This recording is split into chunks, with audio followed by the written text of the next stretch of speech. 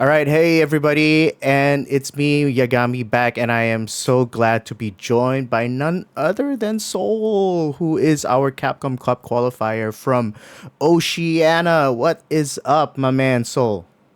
I'm good. I'm good. I'm feeling good.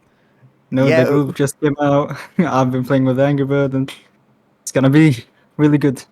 oh yeah, that's right, that's right. Okay, so just for some context, this interview is being recorded just as the Capcom Cup 11 draw was released. So that wasn't I don't have that in my question. So yeah, so first off the bat, who are the killers? Like who's in your group, and tell me how you feel about your group. Let me just pull it out. All right. I'm gonna play against Lex, Angry Bird, Junin Yuras, I think that's his name, and Shuto and Kusanagi. I think that the most scared player I'm gonna face is, or no, the most scary player that I'm gonna face is Shuto. Because just by the looks of it, his Akuma is actually crazy, like actually insane, and it's gonna be a really bad matchup for Aki. But other than that, I think there are some of the players I can handle, except Angry Bird as well, which I'm very excited to play against, since I used to play against him when I go back to Kuwait. So I wanna get back at him. You're the Oceania qualifier, but you say you go back to Kuwait. So can you tell me more about yourself? Where do you grow up from? What in the world are you doing in on the other side of the globe, down under? So when I go back to Kuwait, most of the time I play with like the Kuwait FGC, which is very small, honestly, but it actually is good because they have a lot of good players. For example, Nox. Nox is a player that used to beat me in five so much to the point where I just said, "Yeah, in six, I'm a be better. I'm gonna be a better opponent for you." Like I remember my Street Fighter 5 club name used to be Nox's punching bag because he beat me so much to the point where I hated myself. Like every time he comes up and ranked, like I'm like, oh yeah, there goes my ranked points. I'm gonna lose this. Nice. So wait. Okay, so in case the audience doesn't know, you are originally from Kuwait. Yeah, I'm originally from Kuwait. I'm studying here in Australia for my college. Ah, I see. All right. So you grew up. It's like you were born and raised in Kuwait. All the way you've been in Kuwait, and then you're just in Australia to study college and to take away Capcom Cup slots from the natives. Am I correct? Yes. Excellent. So yeah, so you have played Angry Bird before, or like when you go back, I guess. The other person I know from the Kuwaiti scene is Solomon Swift, I think. Solomon, yeah, I played with him a lot offline back in Kuwait. Ooh, okay. Yeah, he's He's a a good really friend. good player. Yeah. Yeah, he's a really good player. Damn. All right. So you guys have a scene that's cooking. I mean, right? Like traditionally, I love it. That's why we're doing. I love doing interviews like this because Mm, you guys are not traditionally on the radar, especially for fighting games, for any fighting mm, game. And all of a sudden, with the birds, with the boys, Aboud, Hamoud, I think, mm. you, Solomon, Knox. You guys are coming up. So I'm so happy to see that. About how old are you, by the way, my man? I'm 19, What? turning 20 in a few What months. in the world? You're more than half my age. Damn. I hate I get I that a lot. I hate that. I hate you. Oh my god. Oh, what? You've got I so don't much do ahead of anything. you. You've got so much ahead of you. Thank you. That's amazing. I mean, yeah, at 19 I was still getting angry at missing inputs and shit. So like the fact that you've got to where you've gotten at this age. I mean, if I could be a bit of a dad, man, stay humble, keep your head down. I'll do so. I'll do so. Yeah, and you've got a bright Thank you, future. Dad. Thank you, Dad. I'll do so. No, I am technically old enough to be your dad. That's nuts. Yeah, sure thing. Yeah, I'm 42 this year, so yeah, it's crazy. All right, so tell me a little bit. So tell me a little bit more about how you got into fighting games in the first place. There was a time where I used to play fighting games with my uncles, specifically like Tekken 6 and Tekken 4. And I didn't know the controls, but I still asked to play fighting games with him from like time to time, just whenever I see him. Of course, he beat me in every single match we played, but I still asked him to play more despite getting destroyed. But after some time, I stopped like I completely stopped asking him to play with me as I moved to other interests. At the time, it was Overwatch. Once I got my fill with Overwatch, I looked around in the PSN store. I used to play PlayStation back then.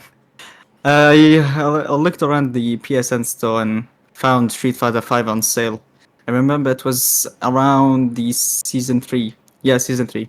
I found Street Fighter 5 on sale and asked myself, isn't that the same game that my uncle used to beat me at? So yeah, I think that it is. Except it's newer. Let me secretly play it until I get good, then ask him for games. That's what I did. I played around 4 to 6 months of like Street Fighter 5. I played a shit ton of ranked Street Fighter 5 ranked until like I reached Diamond. Yeah, I reached Diamond with Kage.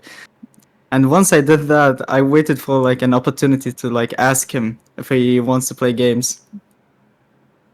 I found an opportunity and like I asked him like, "Do you want to play some Street Fighter 5?" And his answer was, "I don't play Street Fighter anymore," so I just wasted a shit ton of time. Even though he does not play Street Fighter as much now, but through doing so, I found like a lot of people to play with in Street Fighter in general. Like for example, Nox and like the other FGC Kuwait FGC boys. At the time, there was a guy named Sush I used to play a lot with. I found him in ranked, and like we started to play more, and he like motivated me to play more. So it turned like from my uncle into some random people, and then it turned into like more good players. For example, Nox and even now Angry Bird. So now I play to like beat these guys consistently, just like the way I wanted to do with my uncle, you know. So your uncle beating you has no idea what he has done. Does he know? He just knows that I qualified to Capcom Cup, but that's Oh. about it.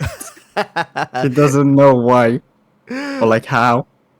Oh my goodness. That's I love that story, right? So just to recap, so he your uncle beats you and then you train like a demon and then he doesn't even play, but in training you meet people in the FGC Yeah. and then you stayed. So can I say that you stayed, like what percentage of it is you staying because of the game and what percentage of it is you staying because of the FGC? I would say 45% is the game, and then the rest of the 55 is on the players that I played with, because they motivated me to play like better and like stronger, because I keep losing and I hate to lose, so I have to like get back at them, you know. Yeah, dude. Like Mm. that's usually how it goes. That's usually how it goes. That's how the I guess FGC so. gets you. Yeah. Yeah, Exactly, yeah. That's the trap of the FGC. so how old were you when you got beaten by your uncle? It was so long ago. I was like 10, 9, something like that. Oh my goodness, half your life, half a lifetime ago, and like Yeah. here you are. That's an amazing story. So tell me a little bit more. So I assume that this is in Kuwait. So tell me a little bit more about Kuwait, the country, and Melbourne or Australia, the country. That Mm. from your experience. From my experience back in Kuwait, we have like a lot of really, really good players, like talented players, like actually talented players. But the opportunities that we have to display our skills are not there. Like the only tournaments that we have is RDC, the ones that Tormentor makes, I think, and the regional finals and like the what's it called, the Middle East World Warrior Circuit. There are some tournaments here and there, but it's not as much as in like, for example, like Melbourne or USA or other countries like that. Or like the first thing that I really got surprised when I dropped in Melbourne is that there are tournaments here like every month, every week, and like some tournaments like have prize money, and a lot of like good players actually go there and like practice with each other. So I think that the opportunities here in Melbourne like allow you to display your skill, not like Kuwait where you like have to, how do I say this, like travel to like get that type of skill knowledge and whatnot. Like in Kuwait we're like tight knit, as you could say. We play with each other a lot and like we share like the knowledge between each other. But here in Melbourne, but like there isn't any, what's it called, there aren't like opportunities to display the skills that we got. Without these opportunities we wouldn't get as strong. But here in Melbourne, like I can tell that the people here like have a lot more opportunities than what we have back in Kuwait. So it's actually like really surprising. It's like a culture shock in some way, you know, like being raised from something and then going to something else. Because I'm from Singapore, and even in Southeast Asia, we feel like we don't get as much opportunities compared to, of course, Japan, maybe even Northeast Asia, which is like Taiwan, Hong Kong, Korea, Mm. and America as well. But then, and so I've always seen maybe you guys in Australia as having even less opportunities than us because you guys are so Mm. far away. You guys don't get to have net play, I think, with Japan, for example. Then to Mm. hear you say that even in Melbourne, relative, it's all relative. That even in Yeah. Melbourne, you guys have there's just so much opportunity there compared to Kuwait. So I can't imagine how kind of isolated you must have felt back then in Kuwait. Yeah, and like if you wanted to like practice for tournaments or like for me specifically, what I used to do is I used to like hit up the birds and maybe Abud B-Boy or like Hamoud B-Boy for us from time to time if they're online, and maybe Solomon as well. But uh, that's about it. Like you're limited to your region. Okay, but then I'm trying to figure this out. Like you guys Mm. are if you have a region, if like Kuwait and like maybe Middle East to you is a region that has less opportunity than Melbourne, for example. Yeah. How in the world did you guys produce so many strong players? What is it? Is it the food? Is it the air? Is it the water? Is it the sand? I don't know. Tell me, man. I think it's because in Kuwait we're like more like tight knit, if that makes sense. When somebody like asks us for a game, we just say yeah, sure, and like we actually like give it advice to like each other, or like the small percentage of us do.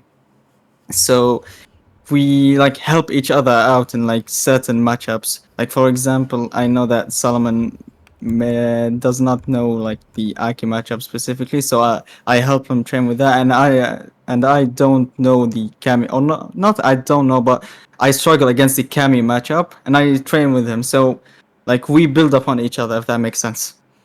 Right, right. Oh, that's amazing to hear. You guys are tight knit. You guys help each other. I sense a sense of unity over there. Yeah, Am I correct? yeah, yeah. Ah, It damn. feels All right. nice. Oh, that's great. That's great. So, I mean, just to shout that out. So, even if your scene is small, you can make up for it with unity. I mean, I love that Yeah, message. exactly.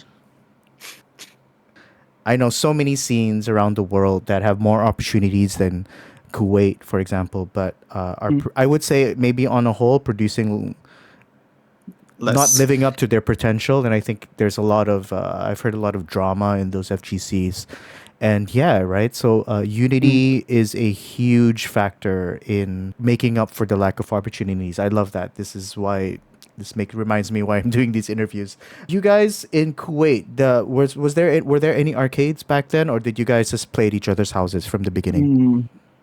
For me, I didn't like gotten to experience that since I started like way too late.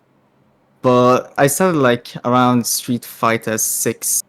Like all my friends I got like through online and like custom games and whatnot. But through Street Fighter 6, I got to like enjoy more and like play more good players online and offline. Like we have hangout spots to like play with each other. We'd like choose a place and like invite everybody to come along. we'd bring like a lot of good players, and like it's just an offline hangout, you could say. We use these opportunities to like practice and whatnot. It happens rarely, but it's still like really good for like practice. So, like, who are the pillars in the Kuwaiti or Middle Eastern FGC that have been like pushing the envelope? I wouldn't say that we have pillars. We have like certain spots that we go. Like for example, we have this gaming cafe in Kuwait called Lead. There's a certain section that's like only for like FGC or like fighting games, and we use that to like practice Street Fighter from time to time, and it's like our go-to hangout zone for like Street Fighter in general. We also go to other places, but that's less more common. We bring our laptops, more stick files, like everything. Like just duke it out, you know? Right, right. So it's like really ground up ghetto style. Exactly. Like, well, what can you do? Oh, I love it. I love it. Like, I mean, this takes me back. Like, you guys, that's really interesting because you guys never had. I don't. Doesn't sound like you guys had a thriving arcade scene, and most of your generation has, you Solomon. I don't know about the birds, but then kind of the b boys. I think sounds like you Mm. guys came of age in this kind of like non-arcade environment, but that you guys, in spite of not having an arcade scene, you guys somehow made it work. You guys have like Mm. you guys come together. You guys have your own, you bring your own setups and all. I don't know. This to me, Mm. this is the true spirit of the FGC. So it's so good to hear. I want to shift gears a little bit because you are the Oceania qualifier. I don't I want to make this understand. completely about Middle Yeah, I East. I mean, understand. so we got to give props to Oceania. We got to give props to Melbourne as well. How has Mm. Melbourne? How has being like you mentioned? There's just more competition. Can you go Mm. into a little bit more specifics? How has being part of the Australian FGC made you a better player?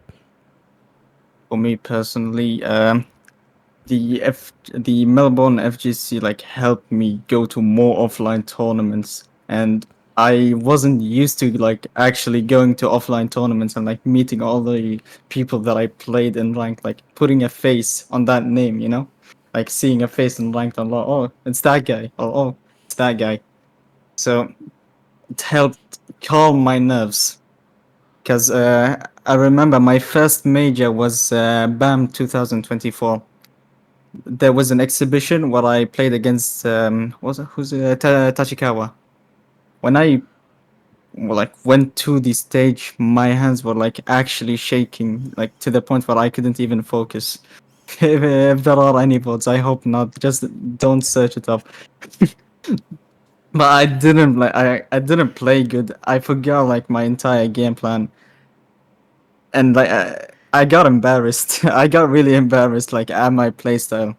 And when I finished the game and like sat down back, I remember that our ref told me that it's fine, it happens. It's your first major. Just learn from this experience, you know? Learn to control your nerves. That's like the top one thing that you'll notice that it's gonna help you with tournaments or like tournament results. Who are the people in the Melbourne FGC that you want to shout out? Who are the people that who are strong? Who do you think are the strongest players in down under, and who are the people that you are maybe closest to in real life as well? And there's so much players that I want to shout out. I don't know if it's gonna fit. I Like I mean, want to shout out the whole entire like Oceania FGC, honestly. But I'm a shout out Sam White. Like he's been like my go-to to like ask around the FGC, or like ask who is good and who is not, um, who is good with specific characters and whatnot, and like giving him advice and giving me advice.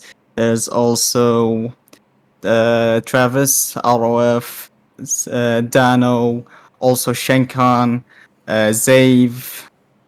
Wash as well. Wash is a really good player. That's 17. His skin is really good. I want to also shout out Cooper. I want to shout out like Cooper. Cooper is a really good guy. He how do I say this? He helped me with the JP matchup and like have helped fix like my perfect parries. That's how like good my perfect parries are now, just because of Cooper. I can kind of relate to you because I grew up in two countries as well. I grew up in Singapore and I grew up in the Philippines.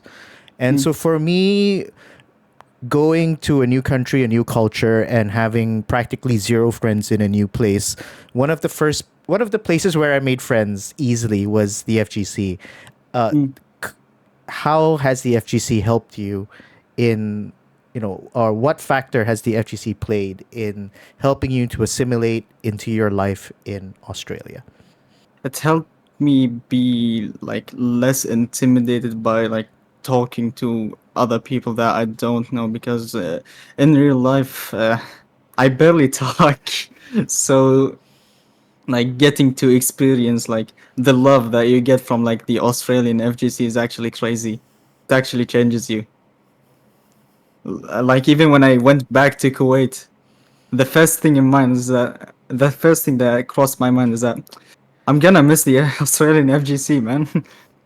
It's it really leaves like a good impression on you. It actually changed me for the better, I think. Oh my god! I mean, like I think if you continued a little bit more, I would Mm. literally tear up. Like I know the guys that you're talking about, and yeah, those guys are absolutely amazing. When I met them in BAM and when they came over to Singapore, the CPT premiere, it was always a pleasure Mm. hanging out with them. You mentioned they kind of help you come out a little bit out of your skin with in terms of like just Mm. relating to people. I think in general, I think Aussies do that. uh, at the same Yeah, time, tell me about it. yeah, right. Aussies are just so open. They're just so friendly. Mm. But specifically, with fighting games and with playing in tournaments, how has that grown you as a person? What has fighting games and what has playing competitively taught you as a person, especially since you're so young?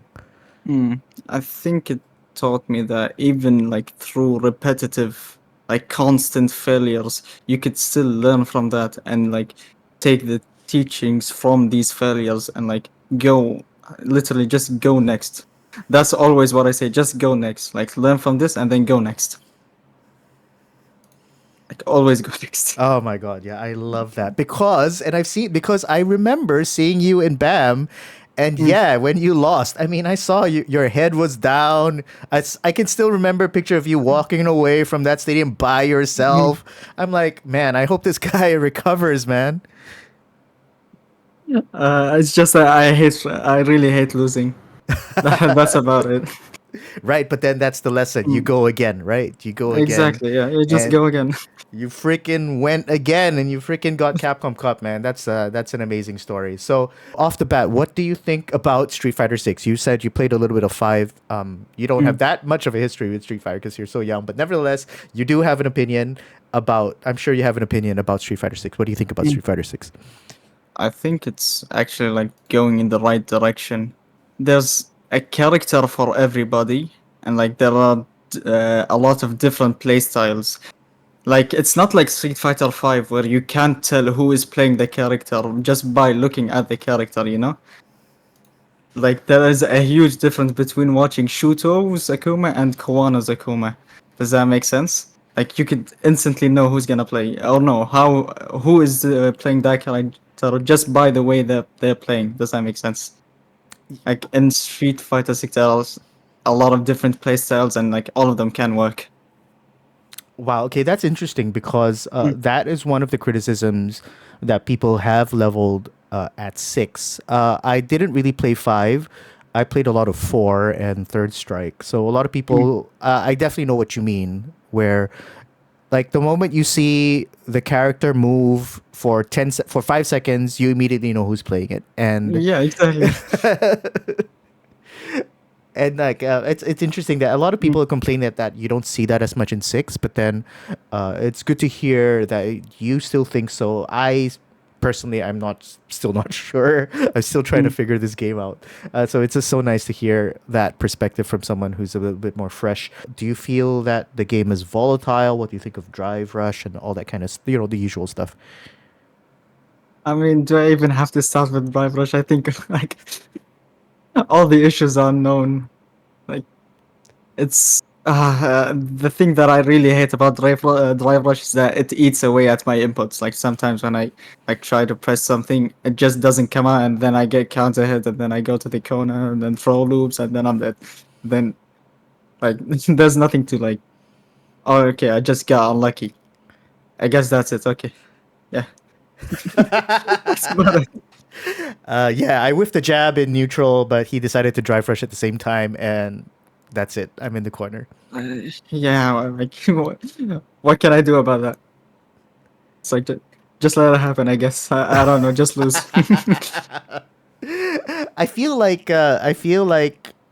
I can see their vision for drive rush. I mean, it makes the game more dynamic. Of course, it adds a little bit of a Mm. random factor.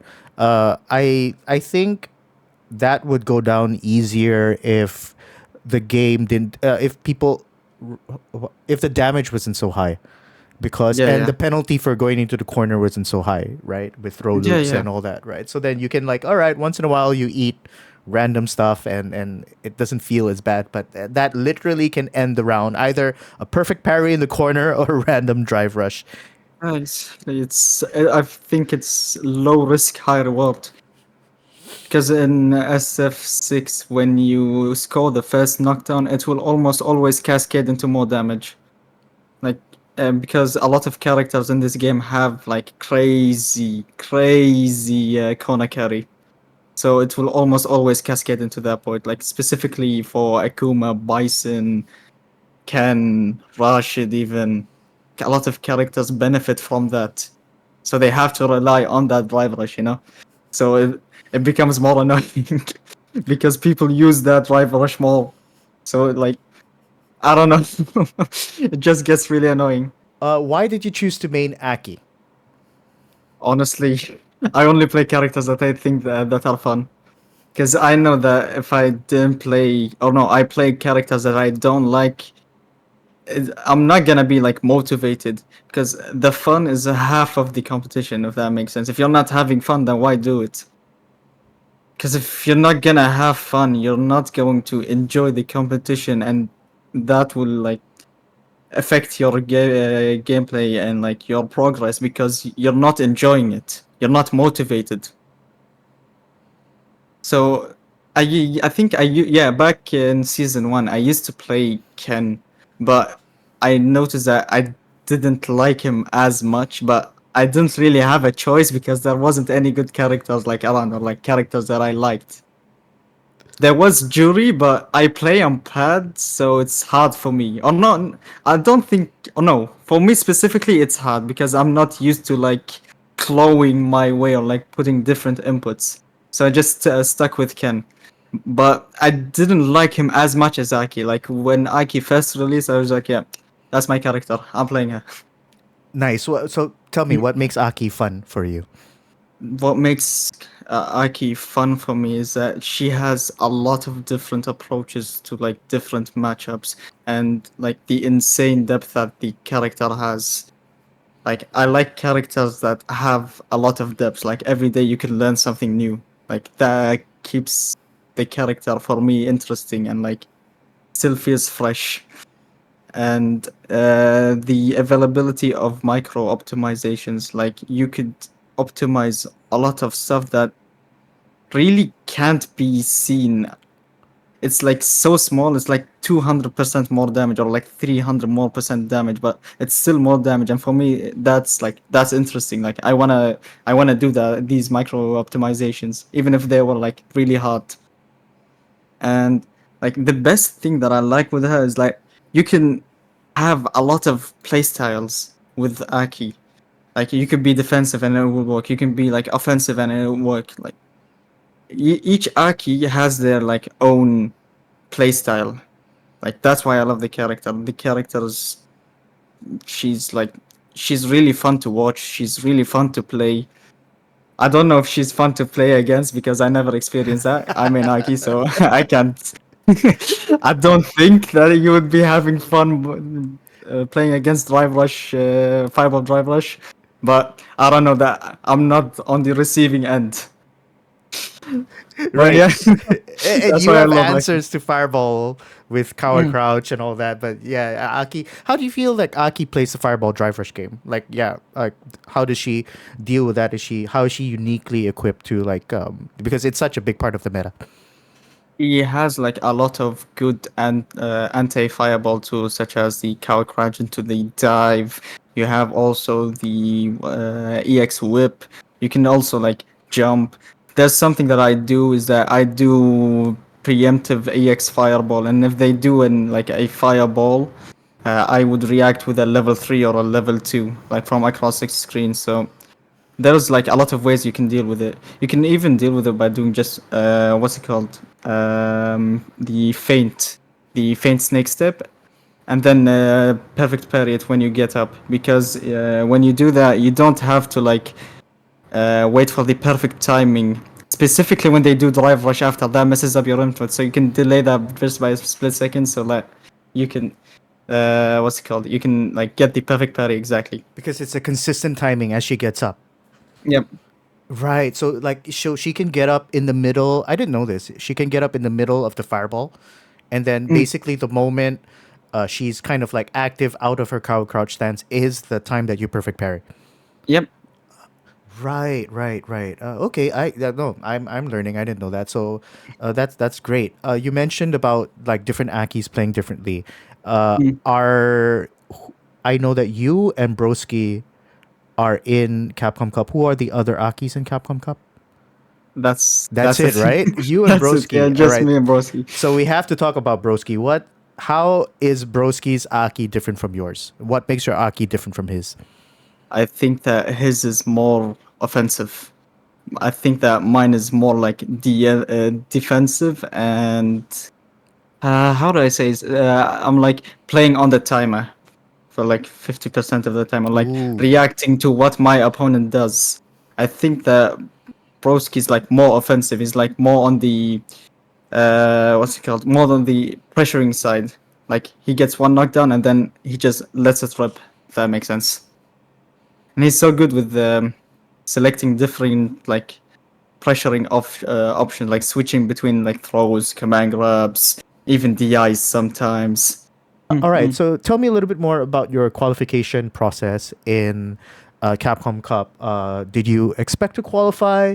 Who are the bogeymen? Did you have like any like jump scares in along the way and all that? So tell us a little bit more about your journey there. So the first World War, yeah, I didn't get to play because I was back in Kuwait. Like my flight was exactly on the day. Like I would arrive the day before. I was literally on the plane watching the Capcom, the World War One series go out, and I think Travis won that. Yeah, Travis won that. So I just practiced until the next one. I played, and I think yeah, I've won the second one. It was against Travis Styles. The third one, I think I also won. The grand finals was between me and Frieza. The fourth one, I also won. I think it was against me and Travis. And the fifth one, I lost to ROF. But that doesn't matter, I guess. But all good to ROF. He's a good player. Uh, but honestly, I think that the most like hard players that not hard. How do I say this? The hardest players that I came across is three players: ROF, Travis, and Freezer. These three players, specifically Freezer. Man, I hate Honda. I hate Honda. I think he knows. He's probably watching this as well. I hate Honda. He knows. It's like it's so stupid. Well, like what can you do? He's in the game. I have to understand how he plays, even though it's stupid. But I have to play. It's just like standing medium punch, standing medium punch, standing medium punch, standing medium punch, command grab, command grab. But the character is low tier, so I gotta give it to Freezer. He's making the character work, and it's actually insane. Yeah, I legitimately think Freezer is the best Honda in the world. Like the amount of Mm, time that he spent. I think Freezer would be a bit salty though because they buffed Honda after World after Warrior. Can you imagine I fighting don't a know. Honda buffed Honda in your World War. Okay, do you think it would have like how do you feel? Let's say if we reround time and they gave Honda that what is his command grab 5 frames now? I think. Honestly, I don't Yeah, know. it's like something, Think right? It's like mm, legit. He's got legit 50/50s into command grab. mm, Like, would that have been a problem? Would that have like mm. changed the result? You think? Honestly, yeah, because that would mean that I would have to change my muscle memory for like these specific situation, like change these, and I know that he would pick up on that. I know that Frieza's gonna pick up on that and like abuse it.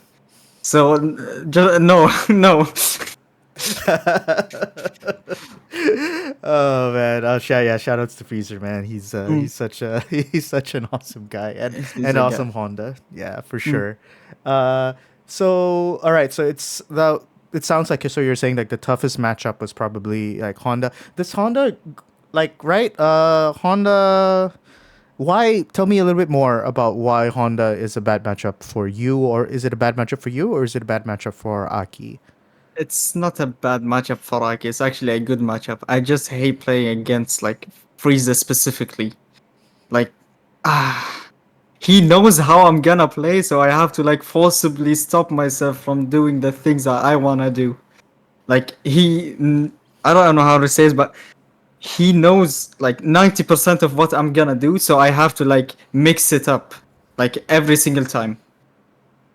When I do like for example stand medium to punch into EX fiber, he would instantly like do EX headbutt. So I either have to do stand medium punch level 2 and then level 3. No, not level 2. Stand medium punch fireball level 2 or level 3, or like just do stand medium punch and stop. And that would like be minus for me, but at the same time it would be like I'm trying to like bait his EX headbutt, but then it just gets like too complicated to the point where I don't even know what I'm doing anymore. And I know that he doesn't as well. It's just I don't think like it's a matchup thing. It's just a player thing. Right. Yeah, Mm. Freezer kind of does that to you. Yeah, why don't you tell me a little bit more? What do you think of the other, two players that you say gave you the most problems, ROF and Travis? I think for ROF, it's mostly because he knows it's the same as Frieza, but on steroids. Because he plays Bison and Akuma and JP. Oh my god. But JP is fine, but he never plays JP against me. If he's serious, anyways. But for like ROF, he knows what I'm gonna do, so he just like throw loose me like 24/7. Because when I play against him, or like when I play against certain people, I change my play style. But for him, I have to like the same as Frieza. Like I have to condition myself to not do this kind of thing, and like keep reminding myself every single round that don't do this, he's gonna do this. Don't do that, he's gonna do that. He's gonna react to this, you can't do that, and like these type of situations. So I have to like always keep in mind. If that makes sense. Like I Yeah. have to force Yeah. it. I have to force my playstyle. And the other player is Travis. Travis is like a really, really, really good player fundamentally. So he also knows how I'm gonna play. So it's it's more of a who can win the footsies. But I think that the way Travis plays at the moment, he doesn't like mix it up as much. So I could like capitalize from that. And the way that Travis plays like in tournaments or like at the moment at the current World Warrior what's it called World Warrior circuit, he did not switch it up as much. So I just literally just kept the same game plan and just kept working because he didn't like switch anything. So I didn't need to switch anything. But the thing that gave me a problem with Travis is that he's really he's really good with footsies. He's like actually insane with footsies. Like every single button that I push out gets whiff punished, and then I go to the corner. Then I lose 70% of my health. Then I have to make a comeback. But I have to like keep in mind every single button I throw and like at the range I throw. I have to be really precise because I know that every single button that I throw out has a risk of getting whiffed or like getting whiffed. Yeah, like him capitalizing on that and then whiff punishing and whatnot. So like I have to use other methods. If that makes sense. I'm looking at your group, right? And so let's talk Mm. again about your group. Your group is Group H, and I'm just going to read out the people that are in your group. You've got Lex, you've Mm-hmm. got Angry Bird, you've got it's yourself, you've got Juninho Ras, and you've got Shuto, and you've got Kusanagi. So you've mentioned that.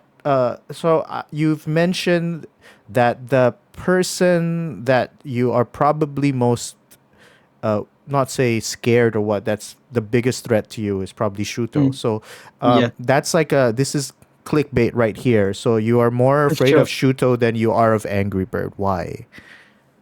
Because with Shuto, I never like got to play him, so there's always that like unfamiliar. How do I say that? I don't know how to Unfamiliarity? say that. Yeah. Unfamiliar, really. I don't know how to say It's that word. fine, Yeah, that bro. word. Yeah, yeah, yeah. How's that?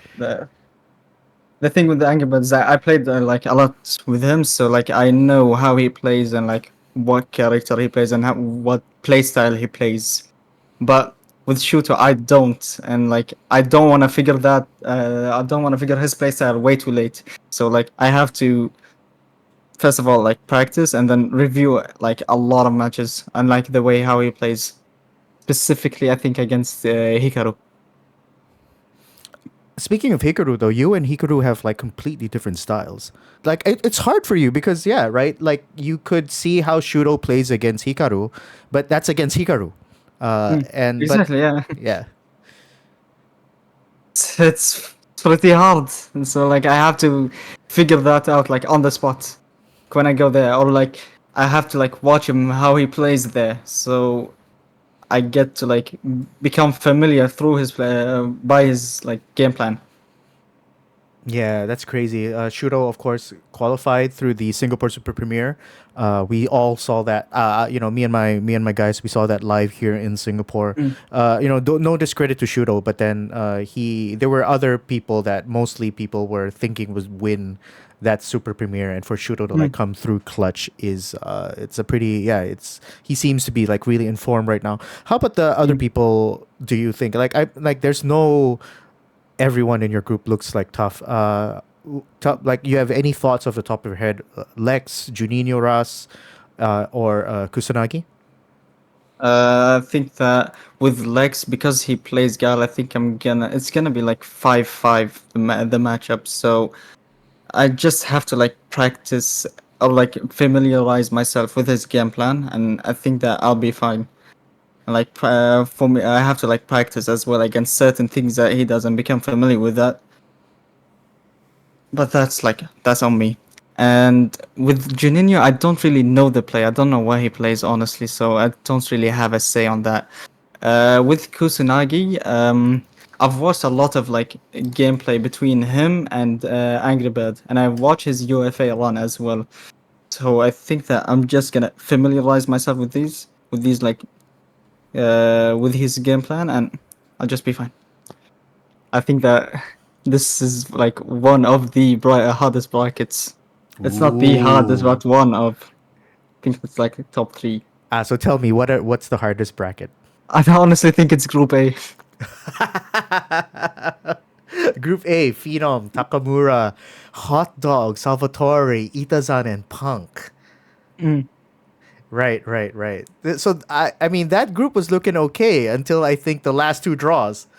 Yeah, yeah. It's. I think no. Actually, I think it's a tie between A and C. A and C. C would be Yes. Halibel, Jabiem. I think that's how you pronounce Mm. it. Kakeru, Bolado, Dual Kevin, and Tokido. Okay, Mm. okay. All right, all right.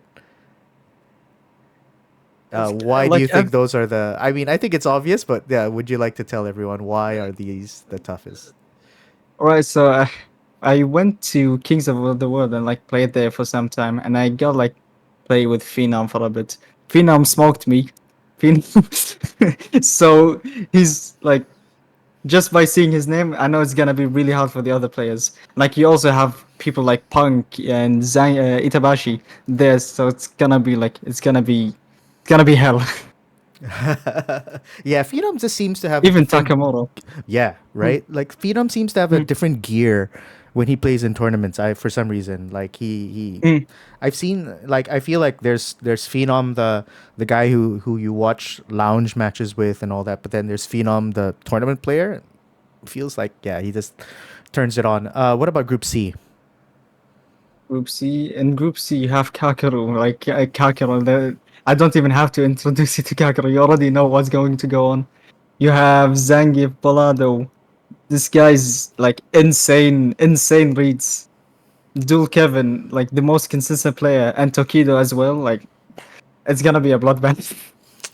What struck me looking at the entire Capcom Cup draw was that I think there every group seems more even this time around compared Yeah, to last year. Do you agree? I think so. Yeah,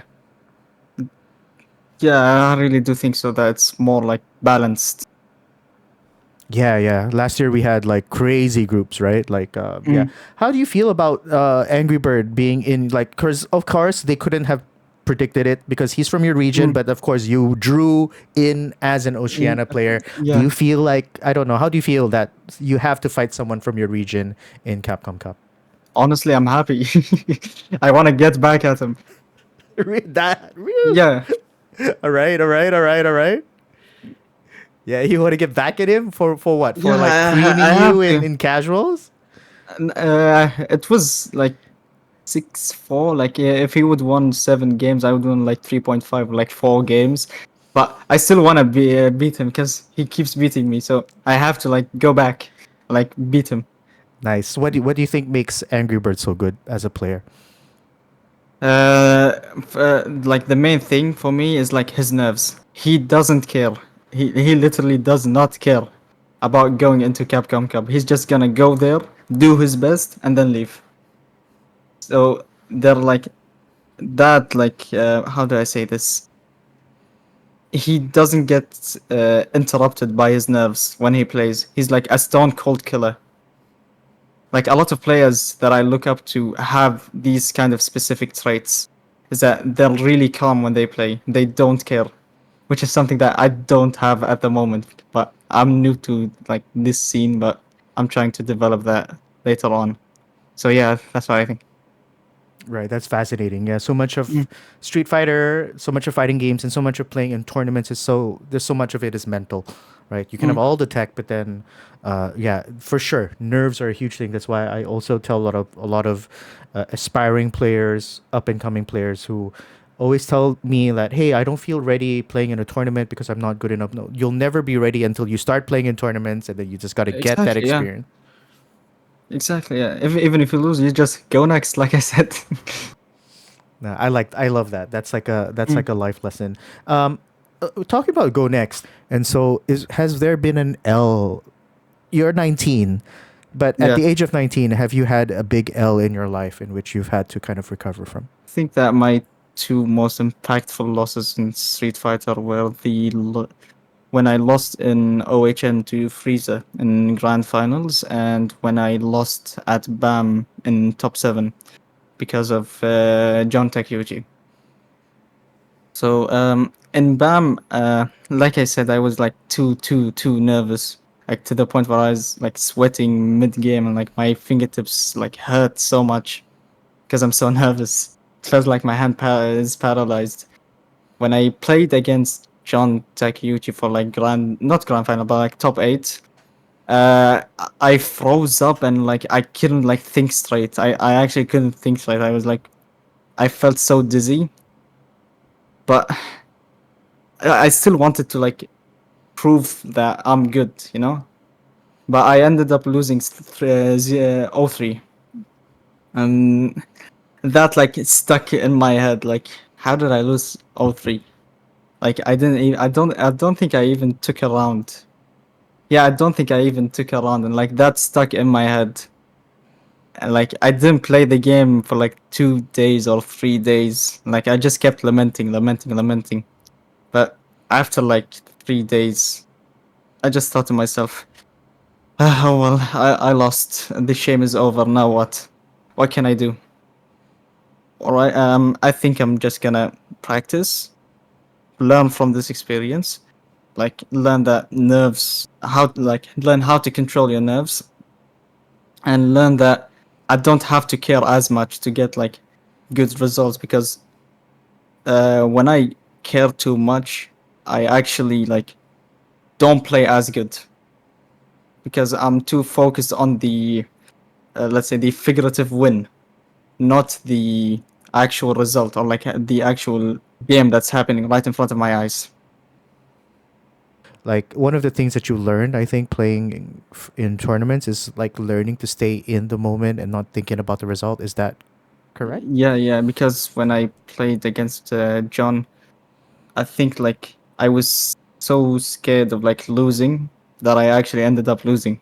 Like I kept like every single round that I played, the image of like me losing stuck to my head, and like I couldn't like throw it away or like push it aside and like focus on actually winning. I just thought like, oh, I'm gonna lose. I'm gonna lose. I think I'm gonna lose. I'm gonna lose. Then I actually ended up losing, and I lost like really badly because I couldn't focus. Yeah, Right. just like what can you do? Right, right, You right. have to go And next. yeah, you have Mm. to go next, dude. Yeah, that's what we've been that's like the huge like takeaway that I have as well. You know, it's great. I love how someone less than half my age is giving me life lessons that are so good. You know, you go next for sure. Like, Mm. and you go next and pick yourself up, focus on the present. Don't focus on like, hey, what else that's bad is going to happen, right? Mm. I'm gonna lose or I'm gonna things are gonna get worse, and focus on that, right? So yeah, the best thing you can do is focus on what you have right in front of you, focus in the present. If you lose, if you get hit, think about the next go next, think about the next interaction. And hey, look, that kind of mentality has brought you to Capcom Cup. I'm sure it must have been a dream come true for you. I It is. definitely, maybe at the time you lost to John Takeuchi and Tachikawa, Mm. this possibility wasn't in your mind, and then next thing you know, a year later, you've qualified. Mm. It feels like a dream. I don't know. Maybe I'm still dreaming. Uh, I don't know. Yeah, I don't know. I don't think this is a dream, my man. I think you are going to Capcom Cup in less than a few weeks' time. I hope you have your visa. I hope you have everything settled. Yeah, and I hope there's no hiccups. And you're going to be playing in like a sumo ring. It's going to be so hype. Uh, it's gonna be really nice. You playing in sumo ring, I feel like Freezer, echoes of Freezer there saying, I'm there with you. You can't Yeah. escape. You think you've escaped my Honda, but you're in a sumo ring. All right. So it's been a pleasure, like, talking to you. Last question before we close it out. What are your hopes and dreams for the future? Honestly, it's really simple. I just want to be consistent. It's honestly just I want to be consistent. Consistent and like in terms of results, in terms of how you play. In terms of results, in terms of how I play, like in terms of my mentality, because when the one thing that I really hate is that when I go to like a tournament or something and I play different and then I lose because of that. And like I know that playing differently like on tournament is gonna like affect me negatively, but I like autopilot and like do that. So I wanna like just be consistent with my gameplay. That's all. Not even my gameplay, like just consistent in my life. Like even Ooh. yeah, Even, sorry, you're saying even? even like in my studies, like in my like schedules, in my yeah, in my everything. Oh my gosh, fantastic. In your everything. Consistency, that's right. Consistency is king. And even, I just want to say, even if there's some days that you don't hit the level of consistency that you want to, go next, right? Celebrate your Exactly. win Yeah. and then go next. Mm.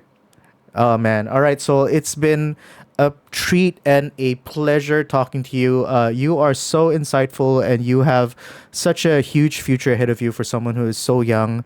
I hope you have a great. I just want to say, yeah, you have a great fighting game career ahead of you.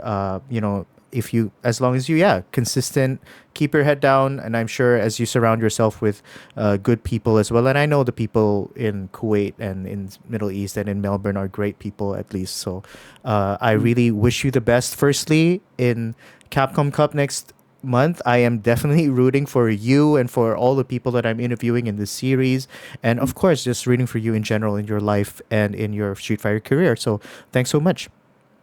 Thank you. Thank you, and I'll see you later.